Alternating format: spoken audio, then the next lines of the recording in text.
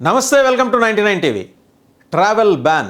Trump వస్తున్నాడనగానే ఎన్ఆర్ఐల్లో ఈ అంశం మీద గుండెల్లో గుబులు మొదలైంది. ట్రావెల్ బ్యాన్ పెట్టేస్తాడు, ఆయన సైన్ చేయబోయే మొదటి 25 ఎగ్జిక్యూటివ్ ఆర్డర్స్లో ఫస్ట్ పాయింట్ ఇదే. తొలి సంతకం దీని మీద పెట్టబోతున్నాడు. ఆల్రెడీ అమెరికాలో రకరకాల వీసాల మీద వర్క్ చేస్తున్న వాళ్ళకి తిరిగి ఎంట్రీ ఉండకపోవచ్చు, H1Bతో సహా ఎంట్రీ ఉండకపోవచ్చు. అందుకని మూటాముల్లా సర్దుకొని ఇండియా వచ్చిన వాళ్ళందరూ కూడా జనవరి 20వ తేదీ లోపలే అమెరికా చేరుకోవడానికి ప్రయత్నం చేశారు. అండ్ చాలా క్లియర్ కట్ ఇండికేషన్స్ ఉండబట్టి అండ్ ఫార్మర్ అంబాసిడర్స్ కూడా చాలామంది దౌత్యవేత్తలు, మాజీ రాయబారులు చాలామంది హెచ్చరించబట్టి చాలామంది విదేశాల్లో చదువుకుంటున్న వాళ్ళు, ఉద్యోగాలు చేసుకుంటున్న వాళ్ళు, స్టూడెంట్ వీసాల మీద ఉన్నోళ్ళు, H1B వీసాల మీద ఉన్న వాళ్ళు అందరూ కూడా వెనక్కి వెళ్ళిపోయారు. 3 వంతులు వెనక్కి వెళ్ళిపోయారు. మామూలుగా క్రిస్మస్ హాలిడేస్కి వస్తే జనవరి అంతా ఉండి ఫిబ్రవరిలోనే వెళ్ళటం ఆనవాయితీ. అలాంటిది జనవరి 15-20 తారీఖుల మధ్య చాలామంది యూఎస్ వెళ్ళిపోవటం అనేది మన ఎయిర్పోర్ట్స్ దగ్గర ఆ పాసెంజర్స్ లిస్ట్ చూస్తే, ఎయిర్లైన్స్ పాసెంజర్స్ లిస్ట్ చూస్తే మొత్తం తేటతలమైంది. అంతలా ట్రంప్ భయపెట్టేశాడు ఎన్ఆర్ఐల్ని. ఆ మాటకు వస్తే విదేశీయుల్ని అంటే నాన్ అమెరికన్స్ అందరినీ కూడా బెదరగొట్టేశాడు. వాస్తవానికి అటువంటి వాతావరణమే. దాదాపు 3 ప్రెస్టీజియస్ యూనివర్సిటీస్, 3 ప్రీమియర్ ఇన్స్టిట్యూషన్స్ అమెరికాలో వాళ్ళ స్టూడెంట్స్కి అడ్వైజరీలు జారీ చేసినాయి.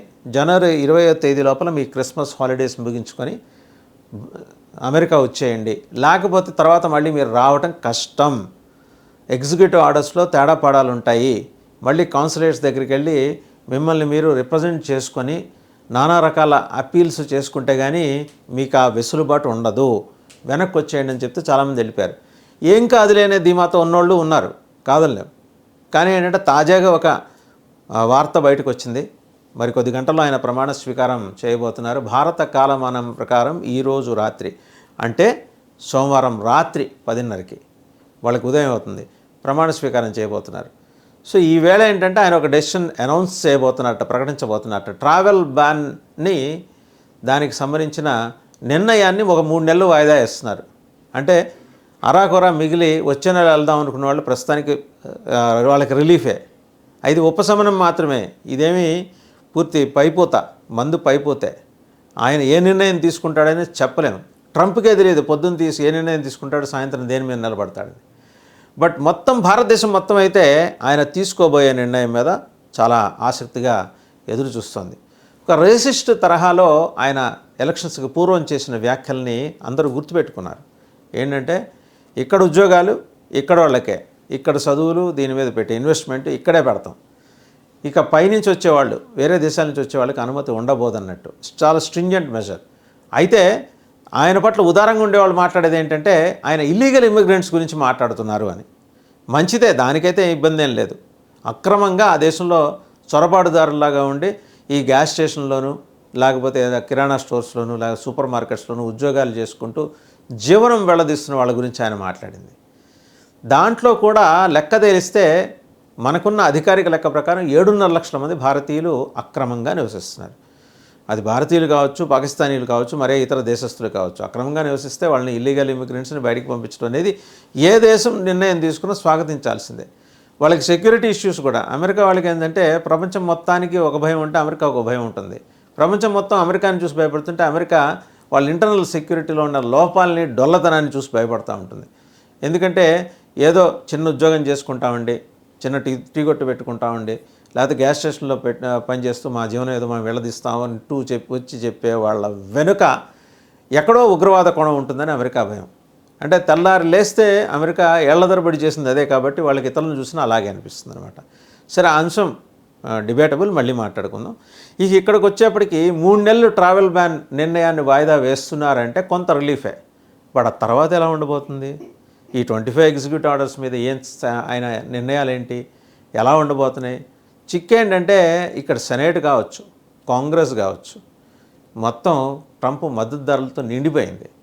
అలాగే ఆయన ఎంచుకున్న సైన్యం చూస్తే తులసి గడ్డార్, అలాగే శ్రీరామ్ కృష్ణన్, వివేక్ రామస్వామి, ఎలాన్ మస్క్, వీళ్ళందరూ ఏంటంటే పెట్టుబడిదారుల మనస్తత్వానికి అనుగుణంగా పనిచేసేవాళ్ళు.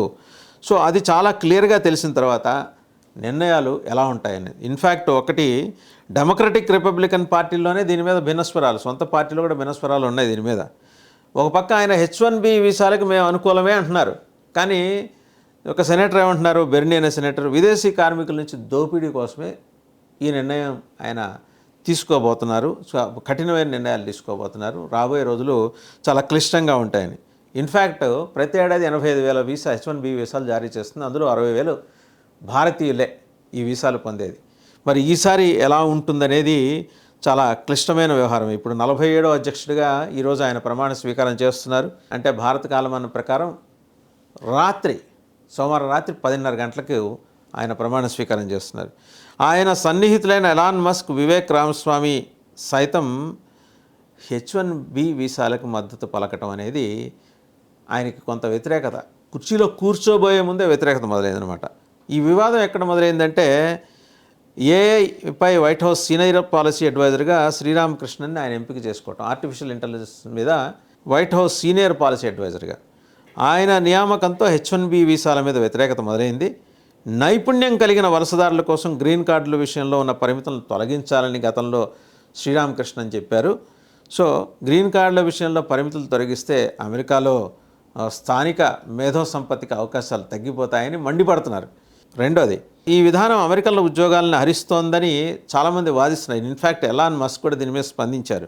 స్పేస్ ఎక్స్, టెస్లా తరహాలో అమెరికాను బలోపేతం చేసిన వందలాది కంపెనీలను స్థాపించిన తనలాంటి వ్యక్తులు రావటంలో H1B వీసాలే కీలక పాత్ర, అందుకే ఈ వీసాలపై ఎవరితో అయినా యుద్ధానికి సిద్ధమే.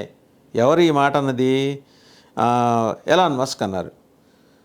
ఆయన ఎక్స్లో కూడా ఇది పోస్ట్ చేశారు. అలాగే వివేక్ రామస్వామి మాట్లాడుతూ నైపుణ్యం కలిగిన గ్రాడ్యుయేట్లను అమెరికా తక్కువ స్థాయిలో తయారు చేస్తున్నదిన విదేశీ నిపుణులను దేశంలోకి అనుమతించడానికి H1B ఉపయోగపడుతుంది. ఇదండి అసలు కాంట్రవర్సీ అంతా. అంటే అమెరికాలో సొంతంగా బుర్రనోళ్ళు లేరా? అతి తక్కువ మంది మాత్రమే గ్రాడ్యుయేట్ అవుతున్నారు అక్కడి నుంచి, అందువల్లే విదేశాల నుంచి H1B వీసాల నెపంతో వీళ్ళందరినీ తెచ్చుకుంటామని. అయితే అదర్ వే రౌండ్ ఇంకొక ఆయన ఏమంటున్నారంటే డెమోక్రటిక్ సెనేటర్ బెన్నీ శాండర్స్, ఆయన ఏమంటారు, ఇది కార్మికుల దోపిడీ కోసం అని చెప్పేసే ఆయన అనేది. ట్రంప్ సన్నిహితులు ఇద్దరూ తప్పు చేస్తున్నారు, ఇది కార్మికుల దోపిడీ కోసం చేస్తున్నారు అంటున్నాడు.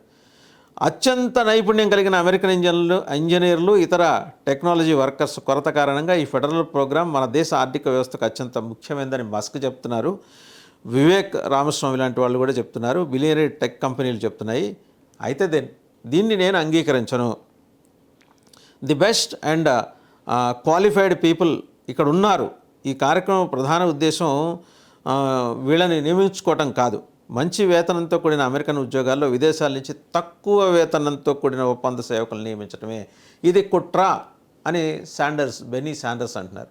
సో ఎనీహౌ, ప్రమాణ స్వీకారం తర్వాత ఆయన సంతకం పెట్టబోయే కాగితాలు, దాని వెనకాల ఉన్న హిస్టరీ, అలాగే సంతకం పెట్టిన తర్వాత వచ్చే అప్రూవల్, ఇవన్నీ మనం వేచి చూడాల్సిన అంశాలు.